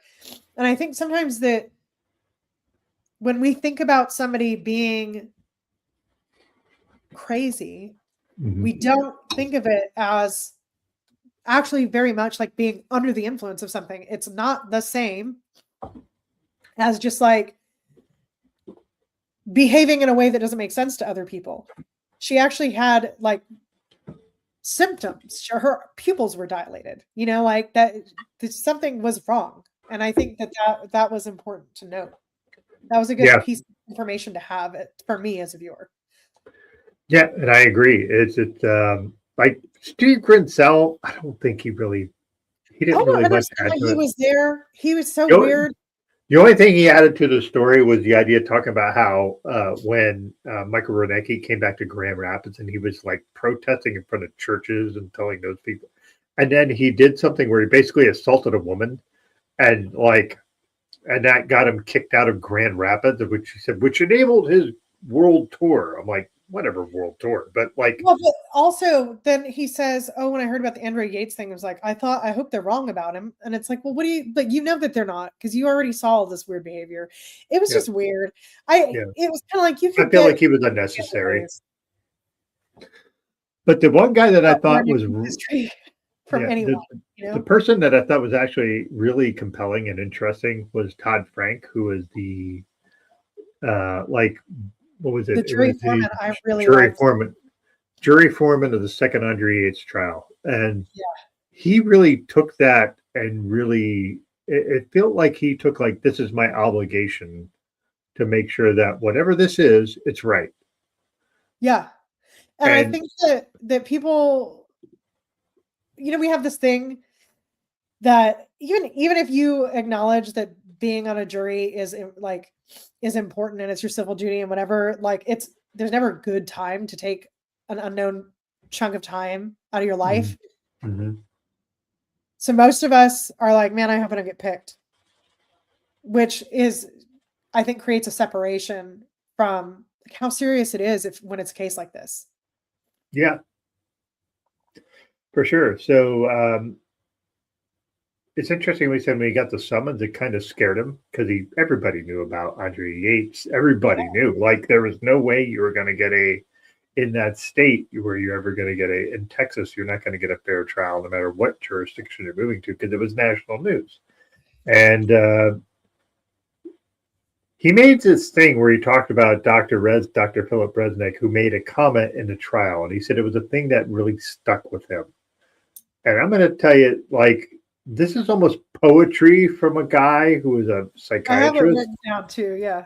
And it's the Andrea Yates' religion was the trellis upon which the ivy of her mental illness grew. Yeah. And that is something writers would be like, that is a fucking great line. And that guy said it on a stand. Now, did he rehearse that and think that was a good line? Oh, I'm sure he did. I'm sure he did.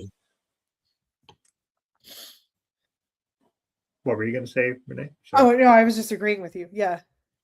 Yeah. So it is interesting that he said the jury was a bit hung. There was 8 that were not guilty by reading insanity. 4 thought she was guilty. They asked to see, that's where they asked to see more items from the perilous times, because they'd only had the one sheet, which if you're the people trying to show that this was a real problem for Andrea Yates. To be fair, they were given tracts. They were given other tracts, and they were given this poem, but they weren't given the whole newsletter, which I agree was goofy because it did make such a huge difference. But yeah, because he says everything in her delusion was in that issue of the Perilous Times. Yeah, and that was kind of that was the impetus for like them to all kind of agree, because he got to a point where there was one person who was kind of a stalwart and who wouldn't change her vote, or his vote, and then just looked at the Perilous Times thing and was like, okay, let's vote now. Well, so he said even after that, there was that holdout was like, we have to think about the children. We can't forget them. And this was, I think, why Todd Frank is such an important person to have here, because it's so smart. He said on the last day of deliberation, they did a 10-minute silence, 2 minutes moment of silence for each child. And then after that, he reminded them, you have to judge on the facts and the law and allow God to judge her after that. And I think like having that moment of, in Texas, especially. Yeah. But to have that moment of silence to allow it to be like, yes, of course, we're not those of us who are voting this way are not voting this way because we don't give a shit about the kids. Yeah. Because the reality is that when you vote this way, you are protecting other kids. You're acknowledging that this is something that could happen, even if the mother isn't evil. Because what happens, and I think what a large part of what happened here, Rusty Yates did not come home from work when his wife was falling apart and think, my wife is evil. He thought my wife was having a hard time. And because he didn't think she was evil, he didn't think she was going to kill all of his kids. Yep. And so we have to work really hard to acknowledge that sometimes things that we don't understand it's not monsters. It's not evil people that are beyond our comprehension. Sometimes it is shit like postpartum psychosis. And if we understand that, then you get your wife to the hospital. You get her back medication compliant. You don't risk that 5th pregnancy. And you don't fuck her. If you fuck her, you do some fucking goddamn birth control. Jesus Christ. But here's the thing is I think that she agreed to that. Oh, agreed. I'm just saying, like, at that point, if the doctor said there's this risk, it's a 50, he said it was a 50-50 risk. That's too much. Here's the thing you got to think about, though, is that when people say 50-50, it's like, meh, 50-50. Not for me. I understand not thinking it that way. I do, because they also didn't say how serious postpartum psychosis is. That's true. They didn't make it, I mean, like, not postpartum depression, which is on its own, if it never, ever progresses into psychosis. Postpartum depression is extremely fucking serious. Yeah, for sure. Postpartum psychosis results in stuff like this. It happens. Yeah. And they did not sit down with Andrea Yates and her husband and make it clear, this is serious. You have to stay on your meds. You have to get therapy. You cannot have another baby. Well, there was another thing that was it. I don't know if you caught it, but it was like where they were talking about this chance that it could, and they were like, they got to a point after 2 weeks when she was institutionalized the second time, and we're like, maybe she should be home, and maybe and Rusty was like, I think that was code for your insurance ran out, and we don't need to get a whole diatribe about how shitty the health insurance industry is for the U.S., but I totally believe him when he said that. I think that's well, I think that is why I had some empathy for him, because when this happened, the way that people came for him, I believed, and this might be looking back based on how I felt more than what was stated, but I believed that he was, I don't give a shit how you feel, we're having more kids. That is how it was presented. That's how he was treated in the press. And then you find out he was taking her, he was changing their living environment. He was getting her hospitalized. He was getting her on medication. He was talking to the doctors, but insurance won't keep her in the hospital, but the doctors aren't giving him all the information that he needs. But it's like, what the fuck, man? Yeah. I don't know. Maybe he would have made the same decisions had he been given the appropriate information and told how serious it was. Maybe he would have. I don't fucking know. We'll never know. But they didn't do that. And that's a big deal. That's a huge deal, because those doctors are the only people in fucking 2001 that had the information. It's not like, again, it's not like you could go type into Google, this is what's going on with my wife, and find a Reddit about postpartum psychosis. Or some dumb AI summation, but yes. But you know what I mean? It's like we have, not that I think that's a good alternative to medical care, but at least with the amount of concern he did seem to have, where he was trying to find a way to help her, I think that if he had information, he would have accepted it. But he didn't have the information, and we didn't live in a world where information like that was as readily available if you didn't get it directly from your doctor. True. So any last comments on this? Because like I said, this kind of took a whole different tact on how I looked at Andrea Yates, because I had a very different view of this, but the idea of just like, knowing the strain she was under from what was being pumped into her brain so much, yeah, it's different view.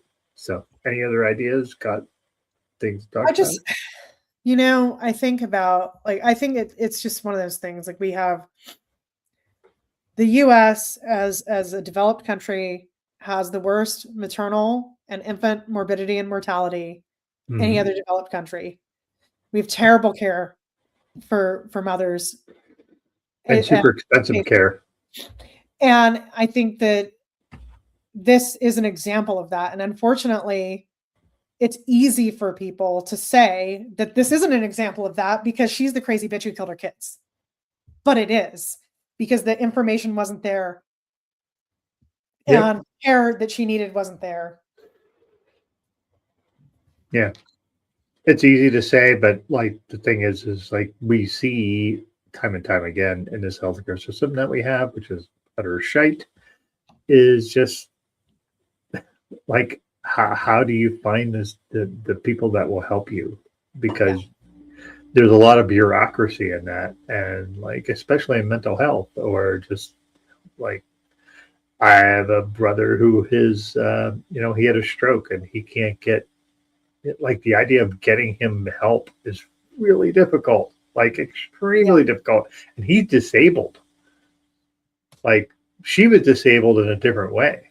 So One to think, like, you have a mother of 5 children who is delusional and hallucinating, and you say, well, I think you should send her back with the kids. Yeah, it just go back. Maybe the home environment's better. And they could have recommended intensive outpatient if there really was no other way. Like, there's just so many things that could have happened and should have happened. And I understand that even if we had everybody had the best insurance in the world, like, you can't just keep people forever. But yeah, the thing about postpartum stuff is that it is influenced by the hormones. It doesn't last forever. Yeah. And that's what I think is so depressing about this, and so ultimately so tragic, is that if she had gotten the appropriate care at the right time, it literally could have been completely avoided and never been a problem again. Yeah. So yeah, that is the cult behind the killer, the Andrea Yates story. There's, like I said, there's quite a few avenues that we could have talked even more on, which is interesting because it was just a three episode show. Yeah, I think we could have done 3 episodes of this show on it. Each episode we could have just done one episode of this show for each episode. So but yeah. So let's talk a bit about. Well, I'm going to show the graphic. This is what we'll be talking about next month. If I pull us out of there, hold on.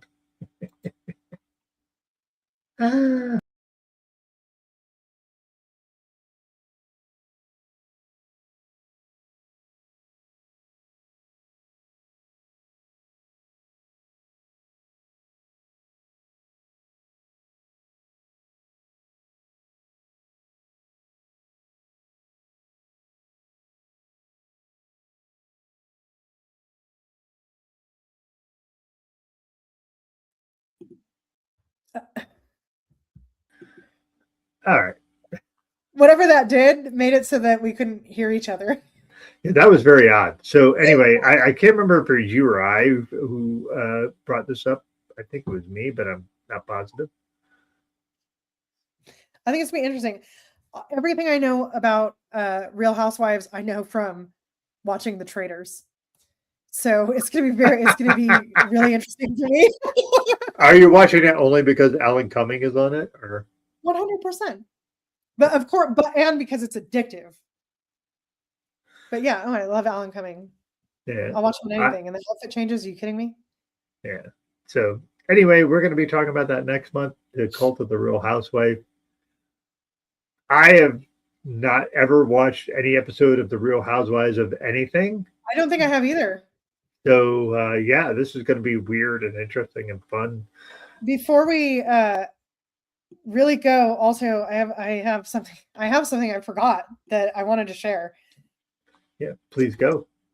If you're in Southern California, or if you feel like traveling, you can travel. I'll let you. You'll allow it? Okay. Hold on. I gotta get somewhere where there's a freaking image for this. But as I've been saying for the last couple of weeks, Dirge Magazine is coming back for real, for real. Yeah. We're working on all kinds of stuff. If you follow us on social media, you've seen some of our crazy social media stuff. You're getting your you up texts from Dirge Magazine. And we are gonna have a massive relaunch party that is gonna be so fucking fun. We have pictures of drag queens in bathrooms, photographs, art. We have butterflies that have penises for bodies. We have vases with boobs. You're never gonna see another launch party like this anywhere in the world. I promise you. It's gonna be so fucking fun. I don't have the graphic for it. Anyway, I don't know where it is. It's on my iPad, whatever. It is here in Joshua Tree on Valentine's Day at 5:00 at the world famous Art Queen at Coyote Little Gallery. And if you follow me, RA Pickup, on Instagram or Facebook, you will find out more about it. If you follow my art account, Art Apostasy, you will find out more about it. If you follow Dirge on Instagram or Facebook, you will find out more about it. If that's Dirge Magazine on all socials, you can sign up for our newsletter and you will find out more about it. It's very fucking easy to find out about it because we will not shut up about it. We're super fucking excited about it because wouldn't you be excited if it was going to be drag queens in bathrooms and butterflies with penises and boob faces, and there's going to be cake and all kinds of other stuff. It's going to be so much fun. And one of my favorite local bands is playing also. So awesome. I have something that I should have available to you for Dirge. So yes. That's going to be interesting and fun. I am working on that. I don't have a finalized first draft of it yet, but I'm looking forward to putting that out for you folks. So Dirge Magazine, please follow it everywhere on social media. But we're so easy. Go ahead. I just said we're so easy to find. Yeah. And I'm very glad this is coming back in full force. So Renee, you deserve a lot of kudos for that. So thank you. Thank you. It's only driving me a little bit insane right now. All right. Excuse me. Next month we will see you.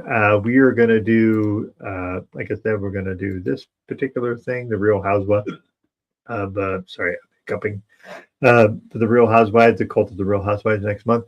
And we're going to do that, and it's going to be fun and interesting. So, Anyway, thank you everybody for watching us and joining us. And if you have any comments or whatever, let us know and follow us. And we're going to have some fun next month. So cheers.